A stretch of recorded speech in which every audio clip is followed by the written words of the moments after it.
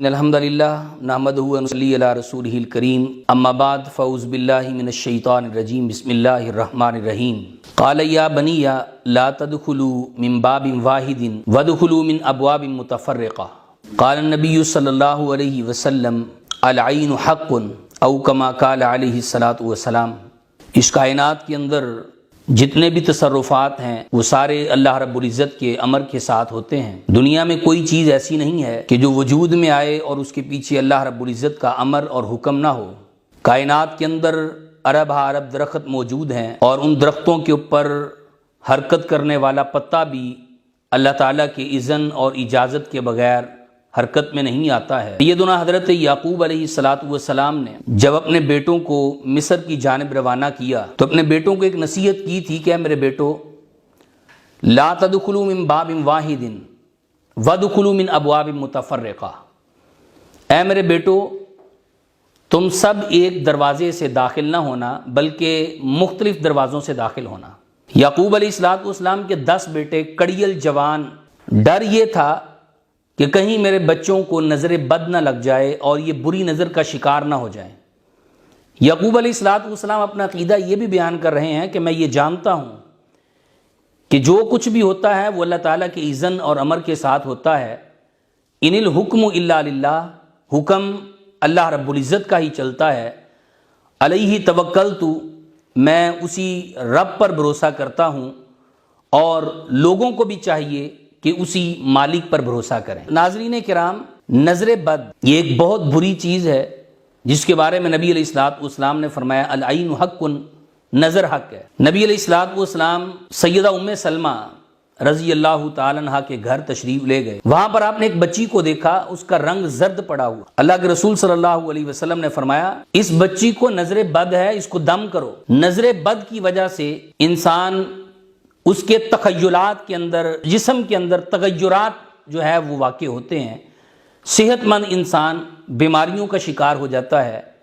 بسا اوقات اس طرح ہوتا ہے ذہین و فتین بچہ ہے اور پڑھنے کو دل نہیں چاہتا، پڑھائی میں دل نہیں لگتا، کاروبار بہترین کاروبار کرنے والا نظر بد کا شکار ہو کے اس کا کام جو ہے وہ ختم ہو کے رہ جاتا ہے، نظر بد کا وہ شکار ہو چکا ہے۔ اللہ کے رسول صلی اللہ علیہ وسلم کے پاس ایک صحابی سیدنا سہل بن حنیف رضی اللہ تعالی عنہ، ان کو لایا گیا اور اس حالت میں لایا گیا کہ وہ بخار میں مبتلا تھے۔ دراصل واقعہ یہ ہے کہ ایک جگہ پہ انہوں نے ایک وادی میں غسل کرنے کے لیے اپنی قمیص کو اتارا۔ عامر بن ربیعہ رضی اللہ تعالی نے ان کو دیکھا اور تعریف کی کہ کتنا خوبصورت جسم ہے، ایسا جسم کسی کنواری لڑکی کا بھی نہیں ہوتا۔ جسم کی تعریف کی، نظر بد لگ گئی، نظر بد کا شکار ہو گئے، بخار نے آن لیا۔ اللہ کے رسول صلی اللہ علیہ وسلم نے سوال کیا کس کی نظر بد اس کو لگی ہے؟ کسی نے کوئی کلمہ، کوئی بات تو نہیں کہی؟ بتایا کہ اللہ کے رسول عامر بن ربیعہ نے یہ کلمات کہے تھے۔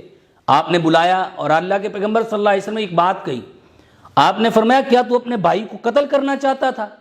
یعنی مطلب یہ ہے کہ یہ نظر بد انسان کو قتل کر دیتی ہے، ہلاک کر دیتی ہے، موت تک لے جاتی ہے۔ اور نبی علیہ الصلوۃ والسلام نے یہ بات بھی ارشاد فرمائی، آپ نے فرمایا قضاء و قدر کے بعد سب سے زیادہ موتیں میری امت کی اگر ہوں گی تو وہ نظر بد کی وجہ سے ہوں گی۔ نظر بد اتنی بری چیز ہے، نظر بد انسان کو پہاڑ سے دھکا دے دیتی ہے۔ نظر بد جو ہے یہ اونٹ کو ہنڈیا تک پہنچا دیتی ہے۔ یہ جتنی نوجوان موتیں آج کل ایکسیڈنٹ کے ذریعے ہو رہی ہیں، عمومی طور پر یہ دیکھا جاتا ہے کہ وہ نظر بد کا شکار ہوتے ہیں۔ نظر بد بہت بری چیز ہے، اس سے بچنے کے لیے ہمیں محنت کوشش کرنی چاہیے۔ جس طرح ہم جسمانی علاج کے لیے جسمانی سرجن ڈاکٹر سے رابطہ کرتے ہیں، نظر بد سے بچاؤ کے لیے ہمیں روحانی وظائف کی طرف لوٹنا ہے۔ اور روحانی وظائف میں کیا ہے؟ اگر آپ کو پتہ ہے کہ فلاں بندے کی نظر لگی ہے تو اس کا طریقہ کار نبی علیہ الصلوۃ والسلام نے یہ بتایا ہے۔ عامر بن ربیعہ کو وضو کروایا، جن کی نظر لگی تھی سہل بن حنیف رضی اللہ تعالیٰ عنہ کو۔ عامر بن ربیعہ کو وضو کروایا اور ان کے گھٹنے دھلوائے، پھر نبی علیہ الصلوۃ والسلام نے ان کے چادر کا پلو دھلوایا۔ یہ 3 چیزیں دھونے کے بعد جو وہ پانی بچا تھا اس پانی کو سہل بن حنیف رضی اللہ تعالیٰ کی کمر پہ بہا دیا، جس سے ان کا بخار ختم ہو گیا، نظر بد دور ہو گئی۔ بچوں کو نظر بد سے حفاظت ان کو اللہ تعالیٰ کی پناہ میں دیجیے۔ اللہ کے رسول صلی اللہ علیہ وسلم سیدنا حسن و حسین رضی اللہ تعالی عنہما کو اللہ تعالیٰ کی پناہ میں ان کلمات کے ساتھ دیتے اور پیغمبر علیہ الصلوۃ والسلام ساتھ یہ بات فرماتے ہیں، آپ نے فرمایا کہ سیدنا ابراہیم علیہ الصلوۃ والسلام، سیدنا اسحاق اور اسماعیل علیہ السلام، ان کو اللہ تعالیٰ کی پناہ میں ان کلمات کے ساتھ دیا کرتے تھے، اعوذ کما بکلمات اللہ التامات من کل شیطان وہامۃ ومن کل عین لامۃ۔ یہ دعا 3 مرتبہ پڑھ کے اپنے بچوں کو دم کیجئے، اللہ آپ کے بچوں کو نظر بد سے محفوظ فرما لے گا۔ اسی طرح نبی علیہ الصلوۃ والسلام نے معوذتین کی بات کی ہے کہ معوذتین جو شخص صبح و شام پڑھتا ہے، اللہ رب العزت ہر قسم کے جادو سے، ہر قسم کی نظر بد سے اس کو محفوظ فرما لیتے ہیں۔ اسی طرح اور دم اعوذ بکلمات اللہ التامات من شر ما خلق بسم اللہ الذی لا یضر مع اسمہ شیء فی الارض ولا فی السماء وهو السمیع العلیم۔ یہ اذکار، یہ وظائف ہمیں صبح و شام پڑھنے چاہیے تاکہ ہم بھی، ہمارا کام، ہمارے کاروبار، ہمارے بچے، ہمارا مال لوگوں کی نظر بد سے محفوظ رہے۔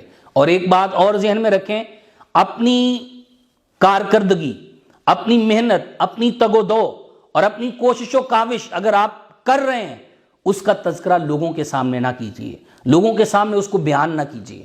نبی علیہ الصلوۃ والسلام نے فرمایا کاموں کو اس کے انجام تک پہنچانے کے لیے اس کو پوشیدہ رکھو، لوگوں کے سامنے اس کو واضح نہ کرو، کہیں ایسا نہ ہو کہ کوئی آپ کے اس کام سے حسد کرے اور اس کی نظر بد آپ کو لگ جائے، جس وجہ سے وہ کام ادھورا رہ جائے۔